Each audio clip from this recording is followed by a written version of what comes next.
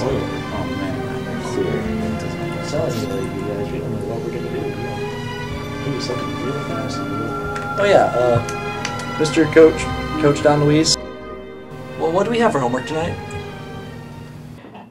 Homework? Yeah, you want to know about homework? Let me tell you something that's much more important than any homework. Let me tell you a story about my friend Daniel. Well, the story begins with my buddy Daniel. As a child, you know, he had a good pal named Sid.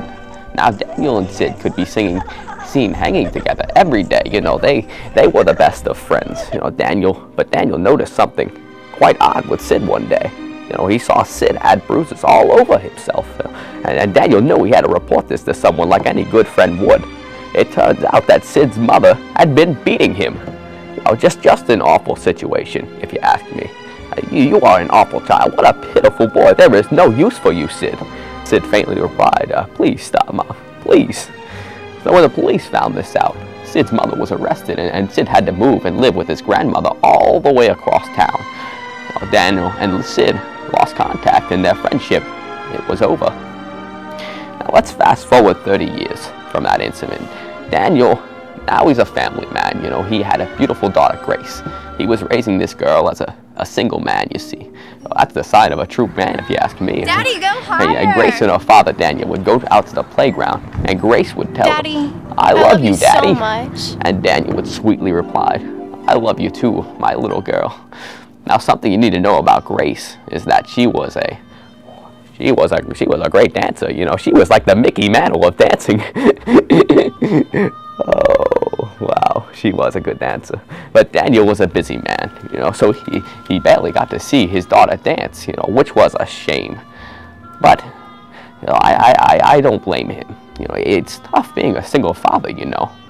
Well, anyway, Daniel was supposed to pick up little Grace from dance practice one day. And Daniel, he had way too much going on at work and had to stay late that day. Grace called Daniel to pick her up.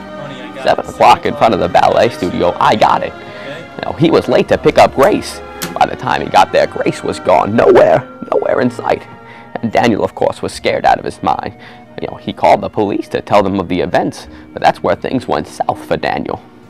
Well, you see, some of the cops thought that Daniel had kidnapped his own daughter and killed her. Can you believe that? You know, it's crazy if you ask me. Daniel loved his daughter with all of his heart. It's all he had. The only one to believe Daniel was his friend, Philip, who happened to be a police officer. Well, Daniel, he would say, Daniel, I believe you. I know you would never harm your daughter. We will continue our search. And weeks went by, and there was just no little sight of Grace. And Daniel was still a suspect, but he never gave up hope. But then, one day, something amazing happened. Daniel's creepy neighbor said he knew about the whereabouts of Grace. And Damon was his name. You know, he would say, Daniel, I know where your daughter is. And Daniel, he would reply, Damon, you have to go to the police. But Damon said, I'm too scared. I can't go. And Daniel, then we ourselves must go to her. That's what Daniel said. And so Damon was just too scared to go to the police. You know, what it sounds like to me, it sounds like that guy was drinking too much Coca-Cola, if you ask me.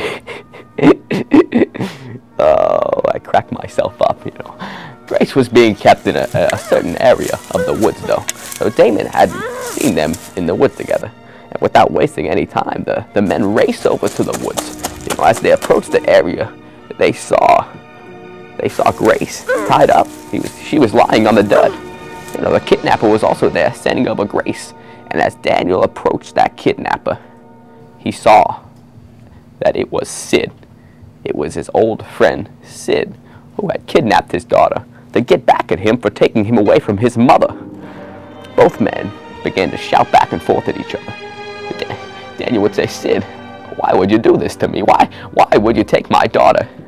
And Sid would reply, you took my mother, and now I'm going to take your daughter. Then all of a sudden, Sid pulled a gun on Grace, and he pointed it at her. The next thing you know, Daniel yells, this ends now. Boom! Boom! A gunshot went off. Sid had just been shot by Daniel. Next thing you know, things are back to normal. Daniel devoted himself to being a better father, and Daniel and Damon became quite good friends. And it was a beautiful and happy ending. So, what was homework? Well, yes, you're right, Sport. Maybe a story on my life as a young child growing up in Brooklyn would solve this, huh? What would you think about that?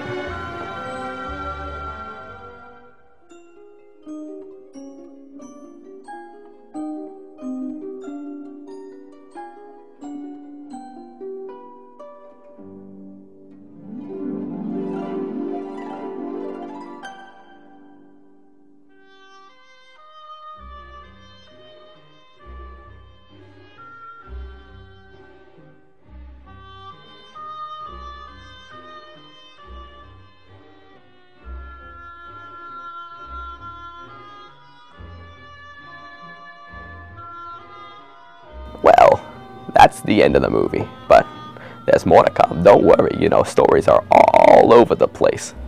Goodbye.